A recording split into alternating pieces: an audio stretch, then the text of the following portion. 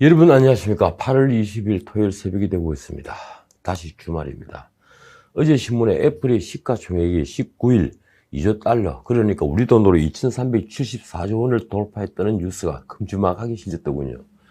스티브 잡스가 실리콘밸리 어느 차고에서 창업을 한 지 44년 만인데, 창업 42년 만인 2년 전에 1조 달러를 넘었죠. 그리고 불과 2년 만에 다시 2조 달러를 넘은 겁니다. 2조 달러면 우리 상장사 2220개, 시가총액 1857조 원보다 훨씬 큰 금액입니다. 신문 제목이 재밌습니다. 2조 달러짜리 사과. 그것도 한해 배어문 사과죠. 그러니까 삼성전자를 비롯한 우리 상장사 전부를 팔아도 그 사과 하나를 살 수 없다는 겁니다.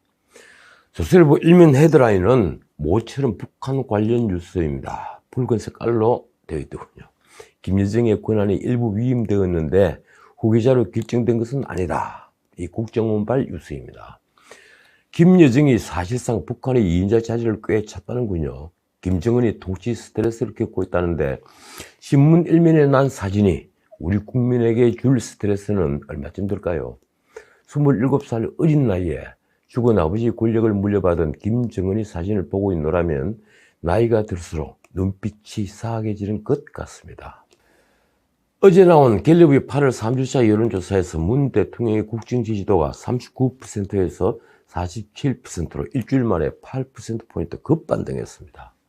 부정평가는 45%로 긍정평가가 부정을 다시 앞섰습니다. 역설적으로 감염병이 문 대통령을 다시 살리는 겁니다. 갤럽의 분석도 그렇습니다.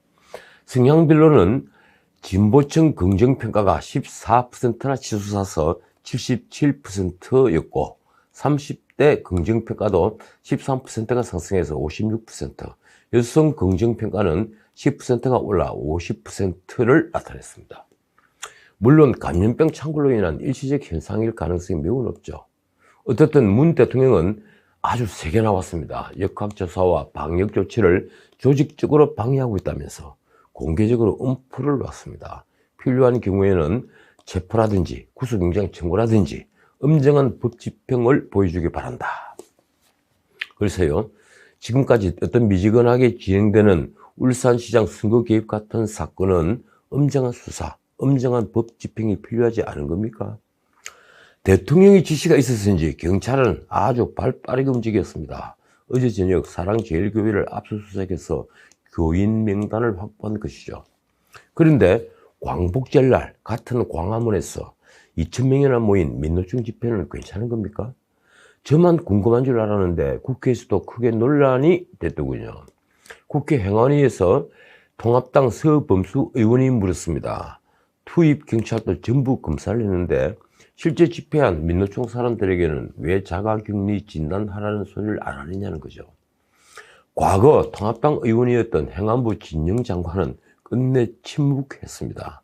더 놀라운 건 문화부가 불과 얼마 전에도 외출 소비 촉진에 나서서 284만 장이 넘는 각종 할인 쿠폰을 뿌린 사실입니다.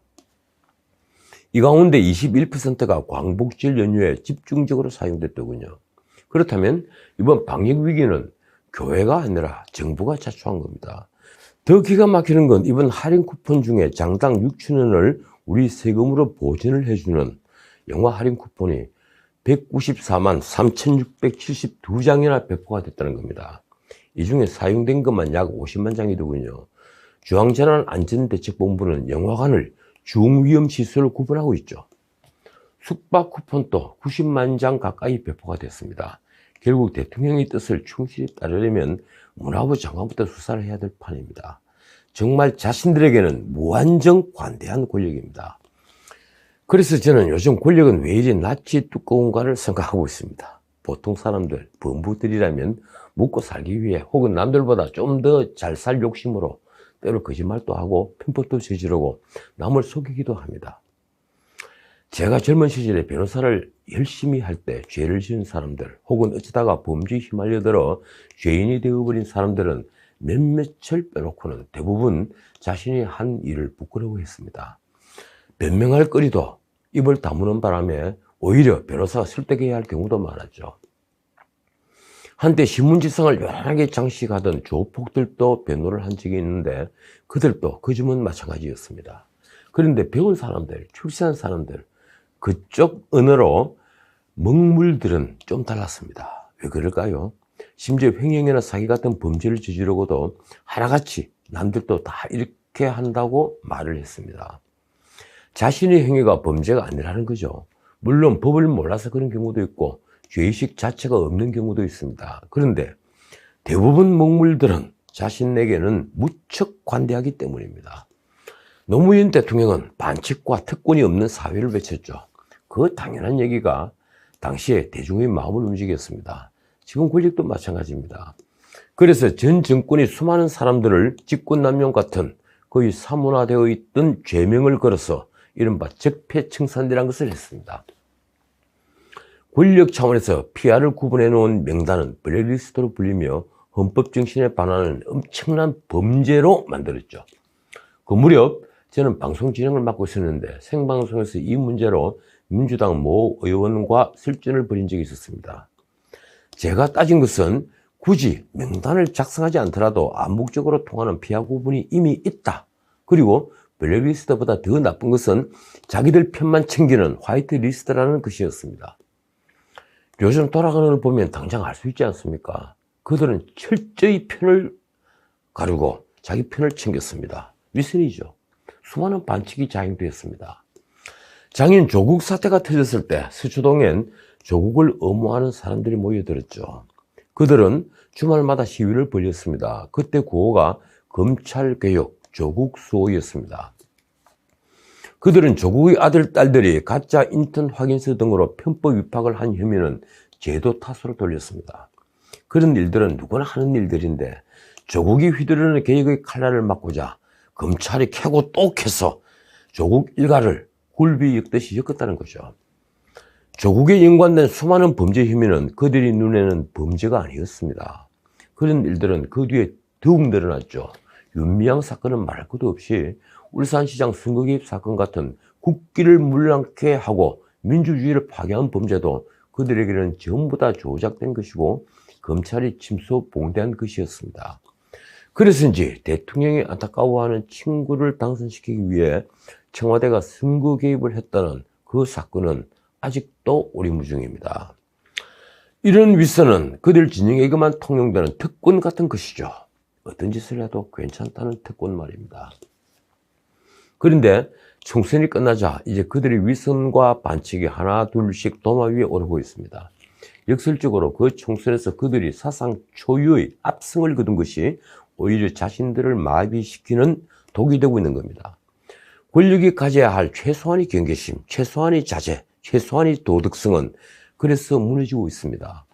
다주택자들을 마치 흉악범인 양 몰아서오며 징벌적 세금으로 폐가망신을 시키겠다고 덤벼드는데 그 권력의 신부에 있는 분들이 그런 다주택자들이었다는 건 너무 희극적이어서 세상의 어떤 코미디보다 더한 코미디가 되었습니다. 그 중에 대통령과 술잔을 나누는 사이라는 민정수석은 마지막 회의조차 불참하면서 제대로 분노를 표출했죠. 사람들은 권력의 이런 모습을 장인 조국 사태 때부터 내로남불이라 부르고 있습니다. 내가 하면 로맨스, 남이 하면 불륜. 비유치고는 좀 저질스럽습니다만 이만큼 적절한 비유도 없을 듯합니다. 그래서 이 내로남불은 이 정권을 관통하는 상징처럼 되어 있습니다. 광복절 기념사에서 천박한 역사 지식으로 애국가를 작곡한 안익태 선생부터 이승만 대통령과 박정희 대통령 그리고 역대 육군 참모 총장들까지 모조리 청산하지 못한 친일파로 몰아세운 김은웅 역시 내로남불이기는 마찬가지였습니다. 그리고 그는 제가 변호했던 많은 먹물들처럼 자신은 언제나 떳떳하다는 부류였습니다. 그는 자신의 군사정권에서 민정당 간부를 지낸 걸 두고 생계 때문이라고 간단히 변명했더군요. 그 한나라당에서 국회의원을 지낸 것도 아마 생계 문제 때문이겠죠.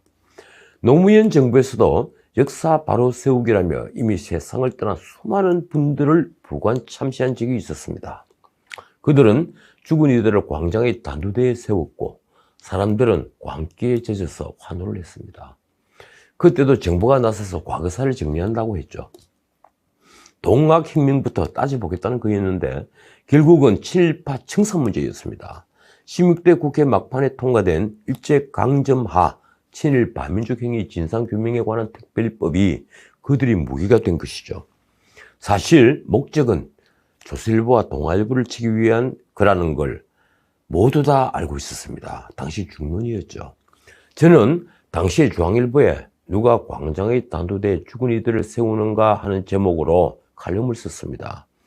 전문 인력이 투입된 과학수사를 해도 법정에서 무죄가 선고되는 예를 종종 보는데 하물며 60년이 지난 일들을 제대로 규명한다는 게 말이 되느냐고 따진 글이었습니다. 더욱 이 당사자들은 이제 어떤 소명도 할 수 없는 죽은 사람들입니다. 그때도 정부는 처벌이 목적이 아니라 진상규명이 목적이라고 했죠. 그렇다면 죽은 이들에게 가해지는 명예형은 처벌이 아니란 말입니까? 한 사람이 쓴 글 몇 조각, 몇 마디 연설이 그 사람이 일생일 수는 없으며 한 사람이 진실의 전부일 수는 없는 겁니다. 어쨌든 김원웅의 친일파 연설의 권력은 가타부타 아직 말이 없습니다. 즐기고 있는 거겠죠. 김원웅과 같은 사고가 지금 권력자들에게는 일종의 공통분모와 같은 사상이니까 말입니다. 그 사상이 천박한 역사의식에 묶여있다는 것을 그들 자신들도 너무 잘 알고 있습니다. 그럼에도 그들이 모두 김원웅 편에 설 수 있는 것은 바로 패거리의식 때문입니다. 좋게 말하면 동지의식 같은 것이죠. 그래서 조금도 흔들리지 않고 정색을 하며 그런 얘기를 할 수 있는 겁니다.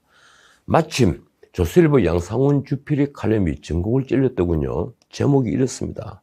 친일파 장사 아직도 재미 좀 보십니까? 양주필은 그 글에서 있지도 않은 친일파가 운동권에게만 보이는 모양인데 아직도 배가 고픈 운동권은 친일파 장사를 못 접을 것이라고 썼습니다.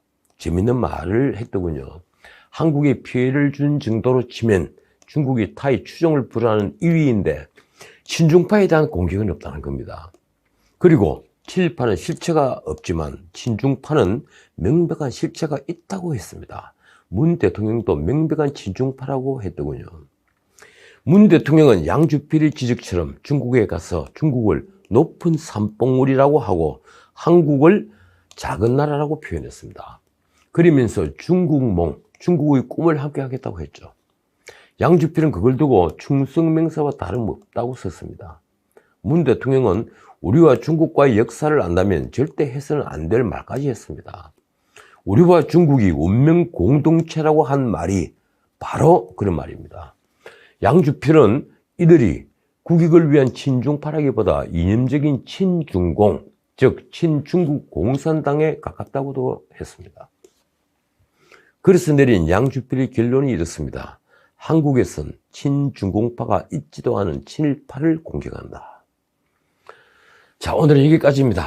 도스토옙스키가 쓴 악령이라는 소설 다들 알고 계시죠? 그 소설에 어슬픈 혁명가인 카라마시노프가 이런 말을 합니다. 우리는 멍청한 인간들을 말처럼 타고 달린다. 지금까지 전우책이었습니다.